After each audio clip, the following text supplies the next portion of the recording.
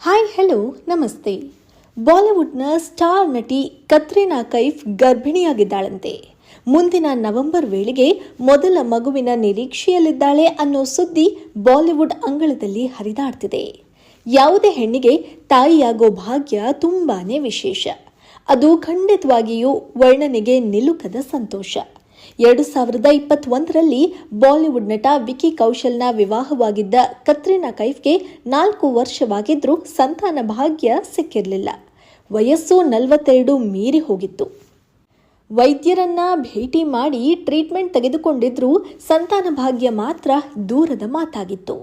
ಆ ಸಂದರ್ಭದಲ್ಲಿ ಕತ್ರಿನಾ ಕೈಫ್ ಜ್ಯೋತಿಷ್ಯ ಶಾಸ್ತ್ರದ ಮೊರೆ ಹೋಗಿದ್ದಾರೆ.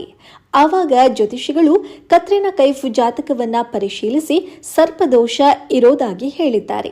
ಹಾಗೆ ಅದಕ್ಕೆ ಪರಿಹಾರವಾಗಿ ಕರ್ನಾಟಕದಲ್ಲಿರೋ ಕುಕ್ಕೆ ಸುಬ್ರಹ್ಮಣ್ಯ ಕ್ಷೇತ್ರಕ್ಕೆ ಹೋಗಿ ಸರ್ಪ ಸಂಸ್ಕಾರ ಮತ್ತು ನಾಗ ಪ್ರತಿಷ್ಠೆ ಮಾಡಿಸಲು ಸೂಚನೆ ಕೊಟ್ಟಿದ್ರು. ಜ್ಯೋತಿಷಿಗಳು ನೀಡಿದ್ದ ಸಲಹೆ ಮೇರೆಗೆ ಕಳೆದ ಮಾರ್ಚ್ 11ರಂದು ಕತ್ರಿನಾ ಕೈಫ್ ತಮ್ಮ ಕುಟುಂಬಸ್ಥರ ಜೊತೆ ಸೇರಿ ಕುಕ್ಕೆ ಸುಬ್ರಹ್ಮಣ್ಯ ಕ್ಷೇತ್ರಕ್ಕೆ ಬಂದಿದ್ರು. 2 ದಿನಗಳ ಕಾಲ ಕುಕ್ಕೆ ಸುಬ್ರಹ್ಮಣ್ಯದಲ್ಲಿಯೇ ವಾಸವಾಗಿದ್ದು ಸಂತಾನ ಭಾಗ್ಯಕ್ಕೆ ಸಂಕಲ್ಪ ಮಾಡಿ ಸರ್ಪ ಸಂಸ್ಕಾರ ಮತ್ತು ನಾಗ ಪ್ರತಿಷ್ಠೆಯನ್ನ ಮಾಡಿಸಿದ್ರು. ಅಚ್ಚರಿಯಂತೆ 4 ವರ್ಷದಿಂದ ಯಾವುದೇ ಪೂಜೆ ಪುನಸ್ಕಾರ ಮಾಡಿದ್ರೂ ಸಂತಾನ ಭಾಗ್ಯ ಕಾಣದ ಕತ್ರಿನಾ ಕೈಫ್ಗೆ ಈಗ ಸಂತಾನ ಫಲ ಸಿಗ್ತಾ ಇದೆ. ಕುಕ್ಕೆಯಲ್ಲಿ ನಿಂತಿರೋ ಸುಬ್ರಹ್ಮಣ್ಯ ಸ್ವಾಮಿ ವಿಶ್ವದಲ್ಲಿಯೇ ಫೇಮಸ್. ಇಲ್ಲಿಗೆ ದೇಶ ವಿದೇಶದಿಂದ ಪ್ರತಿನಿತ್ಯ ಸಾವಿರಾರು ಭಕ್ತರು ಬರ್ತಾರೆ. ಸಾಮಾನ್ಯವಾಗಿ ಸರ್ಪದೋಷ ಇದ್ದವರು, ನಾಗಶಾಪಕ್ಕೆ ತುತ್ತಾದವರು ಇಲ್ಲಿಗೆ ಬಂದು ಪೂಜೆ ಮಾಡಿಸ್ಕೊಂಡು ಹೋಗ್ತಾರೆ. ಹಾಗೆ ಪೂಜೆ ಮಾಡಿಸಿಕೊಂಡು ಹೋದ ಮೇಲೆ ಸರ್ಪದೋಷದಿಂದ ಮುಕ್ತರಾಗಿದ್ದಾರೆ.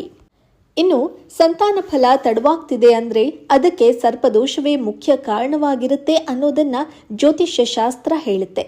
ಈ ಹಿನ್ನೆಲೆಯಲ್ಲಿ ಕತ್ರಿನಾ ಕೈಫ್ ಕುಕ್ಕೆ ಸುಬ್ರಹ್ಮಣ್ಯಕ್ಕೆ ಬಂದು ಸರ್ಪ ಸಂಸ್ಕಾರ ಮತ್ತು ನಾಗ ಪ್ರತಿಷ್ಠೆ ಮಾಡಿಸಿಕೊಂಡು ಹೋದ ಬೆನ್ನಲ್ಲೇ ಗರ್ಭಿಣಿಯಾಗಿದ್ದಾರೆ.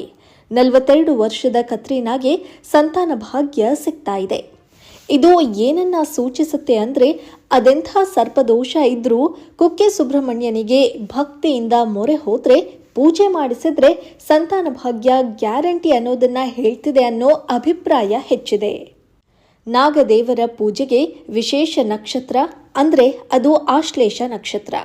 ಅದರಲ್ಲಿಯೂ ಮಂಗಳವಾರ ಆಶ್ಲೇಷ ನಕ್ಷತ್ರ ಬಂದ್ರೆ ಪೂಜೆಗೆ ತುಂಬಾ ಒಳ್ಳೆ ದಿನ ಅಂತ ಜ್ಯೋತಿಷ್ಯ ಶಾಸ್ತ್ರ ಹೇಳುತ್ತೆ.